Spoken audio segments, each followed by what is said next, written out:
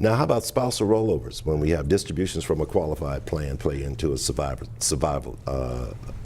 spouse? Well, when you have distribution of a qualified plan paid to the surviving spouse of a deceased participant, that may be rolled over within 60 days to another qualified plan. Exactly. Section 403B, regular IRA, or Section 457 plan. We can't put enough emphasis on it, even for the spouse receiving the monies or proceeds from the decedent's IRA.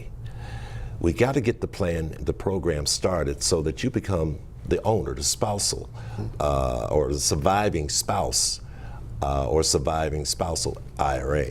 That has to be implemented very, very quickly. In 60 days. Yes. Exactly. Now, when it comes to the maximum amount eligible for the rollover, okay, any funds that are withdrawn from that IRA and not rolled over is subject to taxation. So you have to, folks make mistakes. I've seen them when they come to us and they may have taken a distribution from one of their qualified plans they weren't familiar with.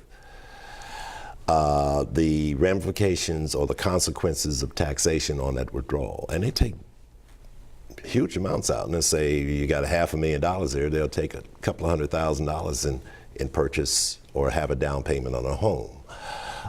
There are withdrawal methods such that you can take monies from that qualified plan. You can even borrow money from the employer-sponsored retirement account. But you got to be careful when you separate from service. If that money is not paid back, then you're subject to taxation. Those funds are subject to taxation. But I've seen folks buy depreciating objects from their 401k or the TSP, automobiles. But you know, there's options to elect.